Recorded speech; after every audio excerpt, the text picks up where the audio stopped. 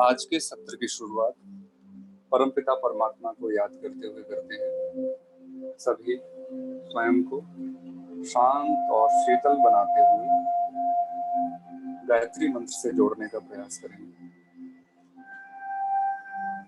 ओम भूर्भुवः स्वः तत्सवितुर्वरेण्यं भर्गो देवस्य धीमहि धियो यो नः प्रचोदयात्। हे परमपिता परमात्मा, आप हमें सन्मार्ग में प्रेरित करें, हमें इसी प्रकार रास्ता दिखाते रहें, सन्मार्ग में ले जाते रहें, हमारी बुद्धि का पथ प्रदर्शन करते रहें। पुनः अध्याय 1 अर्जुन विषाद योग श्लोक 13, 14, 15, 16 13, 14, 15, 16 अर्जुन विषाद योग। कल हमने चर्चा की कुछ श्लोकों के माध्यम से कि किस प्रकार हमारे जीवन में उत्थान पतन चलते रहते हैं और हमें क्यों पथ प्रदर्शकों की, साधु संतों की, अपने परिवार के बड़े जनों की आशीर्वाद की जरूरत होती है, क्यों उनके द्वारा बताए गए पथ को समझने की जरूरत होती है।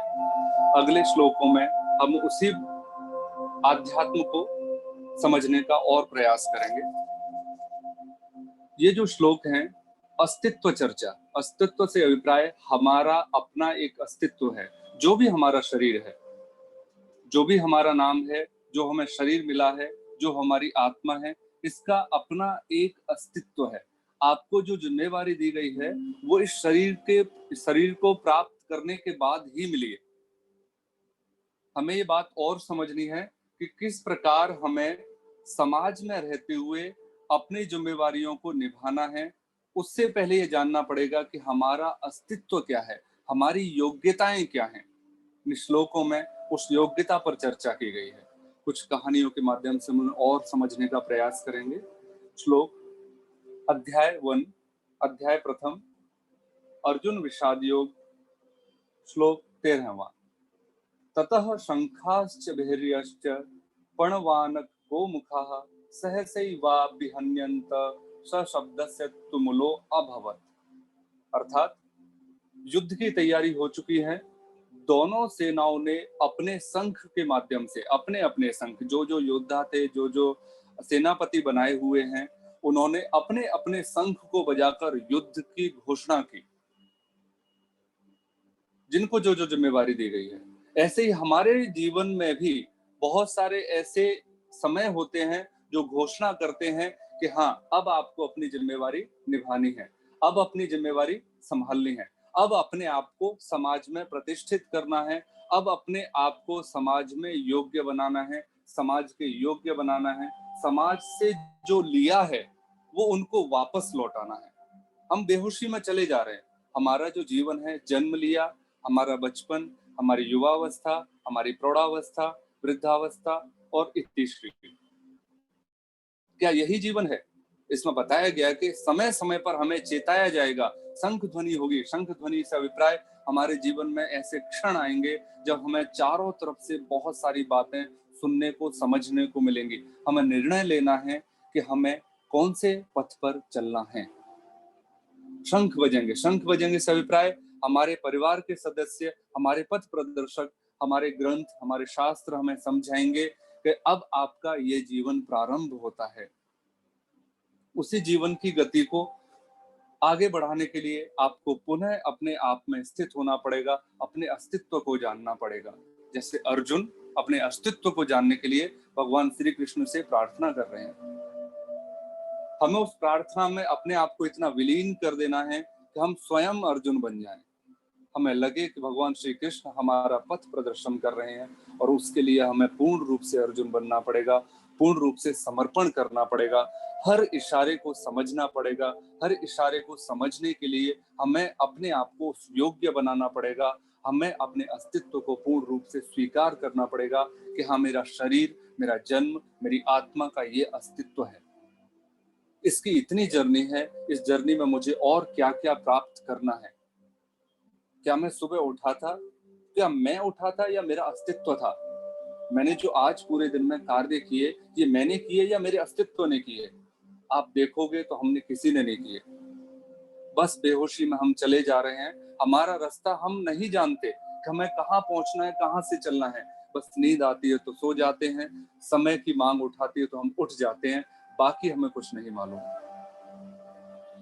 तो इस श्लोक में बताया गया है कि किस प्रकार से हम अपने आप को पहचानेंगे। हम देखेंगे कि हमारे चारों तरफ समय समय पर कौन सी चेतावनी प्रकृति, ग्रंथ, व्यक्ति, पथ प्रदर्शक, साधु संत हमें दे रहे हैं। 14वां श्लोक जो सचेत कर रहा है, बताएगा कि किस प्रकार हमें और परेशानियां हमें जगाने के लिए आएंगी। श्लोक के माध्यम से समझते हैं। ततः श्वेतैर हयैर्युक्ते महति स्यन्दने स्थितौ माधवः पाण्डवश्चैव दिव्यौ शंखौ प्रदद्मतुः। बड़े बड़े विशाल शंखों के द्वारा, विशाल शंखों से अभिप्राय हम कई बार छोटी छोटी परेशानियों से विचलित हो जाते हैं। हम कई बार बहुत ज्यादा जो समस्याएं भी नहीं होती, बस उनको देखते हैं और हम विचलित हो जाते हैं। इसके अलावा भी बहुत ऐसी बड़ी समस्याएं भी आती हैं जो हमें हमारे अस्तित्व की पहचान करा जाती हैं कि मैं जिस संसार में दौड़ रहा था, मैं जिस संसार में चल रहा था, मैं जिसे परिवार समझ रहा था या मैं जिनको व्यवहार में कमजोर समझ रहा था, वही हमें ज्ञान दे जाते हैं। वही समस्याएं हमें इशारा कर जाती हैं कि आप क्या हो, आपका अस्तित्व क्या है। इसे इस तरह समझा जा सकता है कि बारिश का समय आता है, एक किसान जिसको बारिश की जरूरत है बहुत प्रसन्न होता है, और एक कुंभकार जो घड़ा बनाता है वो विचलित हो उठता है कि प्रभु बारिश रोकिए। एक कपड़े रंगने वाला रंगरेज विचलित हो उठता है कि प्रभु बारिश रोकिए। पर हमारी स्थिति, अस्तित्व यही तो एहसास कराता है कि जो स्थिति किसी के लिए साधारण सरल है, जरूरी है, वही स्थिति किसी के लिए परेशानी भरी हो सकती है। अस्तित्व यही सिखाता है कि हम कौन हैं। परमात्मा 50-50 तो नहीं कर सकता कि भाई इसके लिए बारिश हो जाए, इसके लिए न हो। इसको एक कहानी के माध्यम से हम समझ सकते हैं कि एक बार कुत्ता एक रास्ते से गुजर रहा था। रास्ते से गुजरते गुजरते उसके अचानक देखा कि पेड़ पर एक बिल्ली सो रही है। मुंह में पानी आ गया, लार टपकने लगी, और कुत्ते ने 2 मिनट में अपने ख्याली पुलाव बना लिए कि ये अब गिरेगी और मैं इसे खाऊंगा। उसने देखा बिल्ली बहुत विचलित हो रही है, उसने देखा बिल्ली बहुत हिल रही है, अभी गिरेगी, अभी मुझे भोजन मिलेगा, अभी मैं खाऊंगा। उसके अंदर ख्याली पुलाव बनते जा रहे हैं, उधर बिल्ली बहुत विचलित है। अचानक कुत्ता कहता बहुत देर हो गई, ये गिर क्यों नहीं रही? बिल्ली भी अपने सपने में मस्त है, व्यस्त है। कुत्ते ने थोड़ा सा गुगराया, बिल्ली की नींद टूटी। बोले ये क्या कर रही हो? बोले कि आपने तो मेरा सपना ही तोड़ दिया। आपने तो मुझे, ऐसा लग रहा है कि जैसे मेरा सबसे प्यारा कर्म छीन लिया मुझसे। मैं तो बहुत सुंदर सपना देख रही थी। बोले क्या सपना देखा? तो सपना ये देखा कि चूहों की बारिश हो रही है, मूसलाधार बारिश हो रही है, बहुत सारे चूहे गिर रहे हैं, इधर भी चूहे उधर भी चूहे, और मैं खूब सारे चूहे खा रही हूँ। कुत्ते ने कहा ये कौन से शास्त्र में ऐसा थोड़ी लिखा है कि चूहों की बारिश होती हो, कहीं ऐसा थोड़ी लिखा है कि चूहों की मूसलाधार बारिश होगी, कि चूहे चारों तरफ चूहे ही चूहे हो जाएंगे, ऐसा कहीं नहीं लिखा। अरे बारिश होगी तो हड्डियों की होगी, चूहों की थोड़ी बारिश होती है। बारिश तो हड्डियों की होगी। मैं सोता हूं तो मैं देखता हूं हड्डियों की बारिश हो रही है, और मेरे पास बहुत सारी हड्डियां हैं। यह हमें समझना होगा कि जैसा हम अपने आप को गढ़ते चले आते हैं, वैसे ही हमारे शास्त्र बन जाते हैं। क्योंकि बिल्ली के शास्त्रों में चूहों की ही बारिश होगी, हड्डी की नहीं। कुत्तों के शास्त्र में हड्डियों की बारिश होगी, चूहों की नहीं। अब आते हैं मनुष्य पर। मनुष्य के सपनों में किसकी बारिश होगी? हीरे जवाहरात, सोने चांदी, या जिसने अपने आप को जिसके लिए विचलित कर रखा है। हमें यही समझना है हमारा अस्तित्व हमें कहाँ ले जा रहा है, हमारा अस्तित्व है या नहीं है। हम सिर्फ सपने में जिए जा रहे हैं। हमने अपने भगवान को भी अपने रूप में ढाल दिया है, उनको अपने हिसाब से खड़े कर दिया है, अपने हिसाब से बिठा दिया है, अपने हिसाब से मंदिरों का निर्माण कर लिया है। ये वही तो है। हम अपने सपनों को अपना अस्तित्व माने बैठे हैं, हम अपने आप को विचलित करे बैठे हैं। हमने अपने आप को पूरी तरह से खो दिया है। ये दोनों श्लोक ये समझा रहे हैं आपको। पिछले गीता के जितने भी हमने श्लोकों में अध्ययन किया, हमने यही तो अध्ययन किया कि अपने कर्म को पहचाने, अपने अस्तित्व को पहचाने, अपने आप को पहचाने।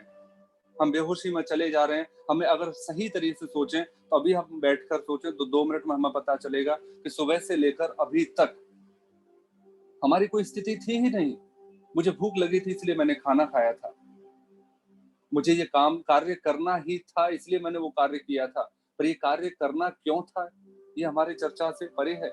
हमने कभी विचार किया ही नहीं। आइए इन 2 श्लोकों में हमने जो समझा उसे अगले 2 श्लोकों में और सरल तरीके से समझने का प्रयास करते हैं। श्लोक 15वां। पांचजन्यम ऋषिकेशो देवदत्तम धनंजयः पौंड्रम दद्मौ महाशंखम भीम कर्मा वृकोधर। यहाँ बताया जा रहा है भगवान श्री कृष्ण ने पांचजन्य शंख बजाया। अब यहाँ शंख से अभिप्राय है कि कोई अलग तरह की व्यवस्था नहीं। उन्होंने कहा कि मैंने अपने 5 इंद्रियों पर पूर्ण अधिकार प्राप्त कर लिया है। मैं योगीराज इसलिए हूं क्योंकि मैंने योग द्वारा, मैंने अपने संगम द्वारा, मैंने अपनी समझ द्वारा, मैंने अपनी आत्मा के द्वारा इन 5 इंद्रियों पर संयम पा लिया है। अर्जुन ने देवदत्त और भयंकर कर्म करने वाले, या भयंकर कर्म से अभिप्राय क्या हो सकता है, तब हमें समझ में आएगा कि हम सोच रहे हैं कि मैं तो कुछ नहीं करता, मैं सुबह उठता हूँ, परिवार का पालन करता हूँ, मेरी जो जिम्मेवारियां हैं उनको पूरी करता हूँ। इस दौरान हमसे बहुत सारे ऐसे कर्म होते हैं जो भयंकर कहलाते हैं, बस विचार नहीं जाता। आज हम सब जो यहाँ एकत्रित हुए इन बातों को, श्लोकों को समझ रहे हैं ना, ये यही उद्देश्य है। हमें समझना है कि हम कोई ऐसे कर्म तो नहीं कर रहे हैं जो भयंकर कर्म की स्थिति में आते हों। ये श्लोक एक चेतावनी है। हमें समझना है कि हम जो शंख नगाड़े बजाए जा रहे हैं ये हमारी आत्मा पर छप रहे हैं। मैंने पहले बताया था 3 प्रकार के कर्म होते हैं। क्रियमाण, जो अभी हम कर रहे हैं, सुबह से शाम तक हमने जो किया। संचित, जो हम पीछे करके आए हैं, जो कर्म पीछे करते हुए आ रहे हैं, जिनको हम ये सोचकर करते हैं कि मुझे कोई नहीं देख रहा है, जो ये सोचकर करते हैं कि हमें क्या फर्क पड़ने वाला है, जो ये सोचकर करते हैं कि इतने से क्या हो जाएगा, वही कर्म हमारे संचित कर्म है। और प्रारब्ध, जब ये कर्म हम नहीं चुका पाएंगे, जब इन कर्मों को हम नहीं समझ पाएंगे तो ये प्रारब्ध में बदल जाएंगे। तब हमें देखना पड़ेगा कि हाँ मैंने ये किया था और ये उसका परिणाम है। अगला श्लोक। अनंत विजयम राजा कुंती पुत्रो युधिष्ठिरः नकुलः सह देवश्च सुघोषम मणिपुष्पकौ। यहाँ भी पुनः पुनः सभी के अपने अपने कर्म के द्वारा शंख दिया गया है। ऐसे हमें भी हमारे प्रारब्ध के अनुसार हमारा शरीर मिलता है, परिवार मिलता है, समाज मिलता है, देश प्राप्ति होती है। जो जो आपके कर्म है वो संचित हो रहे हैं, प्रारब्ध बन रहे हैं, उसी कर्म के आधार पर आपको जन्म मिलने वाला है। अगर आप ईर्ष्या, द्वेष, क्रोध आदि को साथ लेते हुए अपना जीवन जी रहे हो तो आत्मा पर इतनी अमिट छाप पड़ने वाली है कि अगला जन्म भी इसी तरह ग्रसित होता हुआ मिलेगा, परेशानी से लड़ता हुआ मिलेगा। अगर आप आज के जीवन में अपने आप को सरल नहीं बना पा रहे हो, समझ नहीं पा रहे हो, तो अगले जन्म की तैयारी अभी से चल रही है। जिस प्रकार आप सुबह उठकर शाम को सोने से पहले आप तैयारी करते हो कि कल मुझे ये कार्य करना है,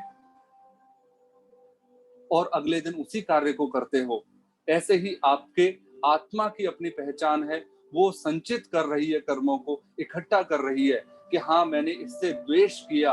वो द्वेष फिर लौट कर आप तक वापस आता है। अगर नहीं हम उस द्वेष को दग्ध बीज कर पाते तब फिर वो हमारे साथ अगले जन्म में जाता है। अगले जन्म को भी छोड़ दीजिए, अगले दिन पर जाता है, अगले सप्ताह पर जाता है, अगले माह पर जाता है, और हमारे इसी तरह हमारे परिवार में वो जर्नी करता रहता है। हमारा अपना कुछ है ही नहीं। हम इधर से उठा रहे हैं, उधर संभाल रहे हैं, हम हमारा हमारा हम होश में हैं ही नहीं। एक छोटी सी कहानी से पूरे चारों श्लोकों का अर्थ आपको आसानी से समझ में आ जाएगा। थोड़ा सा अपने आप को और सरल बनाते हुए स्वीकार करते चलिए, ये जो समय हमें मिला है ना, कुछ समझने के लिए है, कुछ बनने के लिए, कुछ पहचानने के लिए है। एक युवा एक संत के पास पहुंचता है, कहता है, प्रभु मुझे आध्यात्म को जानना है, मुझे अपने आप को पहचानना है, मुझे संसार को पहचानना है। तो ठीक है, आप यहाँ मेरे पास रहिए, निवास कीजिए, जब जब समय मिलेगा हम पहचानने का प्रयास करेंगे। वो युवा महीनों, 2 महीने, 3 महीने, 4 महीने निवास करता है। धीरे धीरे उसे पता चलता है कि मेरा गुरु को तो कुछ आता ही नहीं है, ये तो वही 4 बातें हैं, सुबह उठते हैं दोहरा देते हैं, शाम को उठते हैं दोहरा देते हैं, रात होती है दोहरा देते हैं। उसने एक दिन जाने का निश्चय कर लिया कि मुझे आज जाना है। रात्रि को तैयारी कर रहा है निकलने की, तो सुबह प्रातः काल मुझे प्रस्थान करना है। उसी रात्रि को एक और युवा उस संत के पास आता है। रात्रि है, चर्चा होती है, सुबह तो चले जाना है, चर्चा होती है शास्त्रों पर, गहन चर्चा होती है। जो दूसरा युवा पहुंचता है वो शास्त्रों से निकालकर मर्म को, ज्ञान को बारीकी से प्रस्तुत करता है। ये युवा बैठा हुआ है, प्रथम युवा बैठा हुआ है, गुरुजी ध्यान मग्न होकर सुन रहे हैं बस। घंटों तक दूसरा युवक बोलता रहता है, मर्म ज्ञान बताता रहता है, वेद शास्त्र आदियों की व्याख्या करता है, जो भी उसने आज तक सीखा था सारा बोल देता है। प्रथम युवक को लगता है कि गुरु बनने के लायक तो ये है, देखो मैं उनको गुरु माने बैठा था, गुरु तो ये बनने लायक है, इसको सब कुछ आता है, सब कुछ जानकारी है, सब नॉलेज है ये शास्त्रों की, ये कैसे गुरु है? युवक बोलना बंद करता है। दूसरा युवक कहता है, महाराज मैंने आपसे जो भी कहा मैंने आज तक यही जाना है, आप क्या कहना चाहोगे? उन संत ने मुस्कुराते हुए कहा कि आप कुछ कह रहे थे। उसे युवक को बड़ा आश्चर्य हुआ, तो मैं 2 घंटे से बोले चला जा रहा हूँ, मैंने इतनी सारी बातें रखी आपके सामने और आप पूछ रहे हो कि आप कुछ बोल रहे थे। मैं बोल ही तो रहा था, मैं आपसे अपनी बात यही तो रख रहा था। बोले कि नहीं, आप बोल रहे थे क्या कुछ? बोले हाँ मैं बोल रहा था। बोले आप नहीं बोल रहे थे, ये तो वो बोल रहा था जो आपने इकट्ठा किया इधर से उधर से। मैं पूछना चाह रहा हूँ कि आप अपना क्या बोल रहे थे, इसमें आपका अपना क्या है?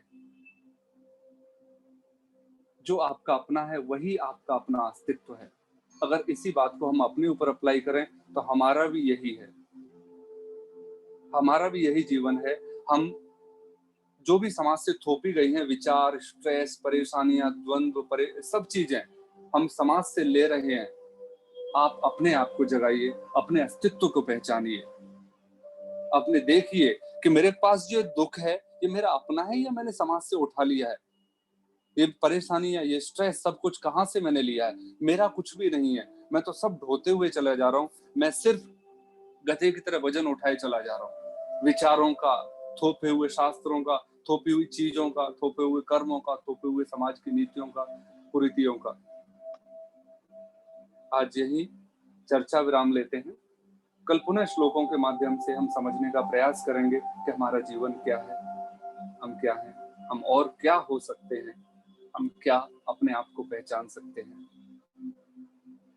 आइए परमपिता परमात्मा का धन्यवाद करते हुए आज के सत्र का समापन करते हैं कि हे परमपिता परमात्मा, आज की स्थिति में सभी की रक्षा करना, सभी को सुख प्रदान करना, सभी को स्वास्थ्य प्रदान करना, सभी को प्रसन्नता प्रदान करना। हे परमपिता परमात्मा, आप सर्वशक्तिमान हो, आप सर्वशक्तिमान हो, आप सर्वशक्तिमान हो। धन्यवाद।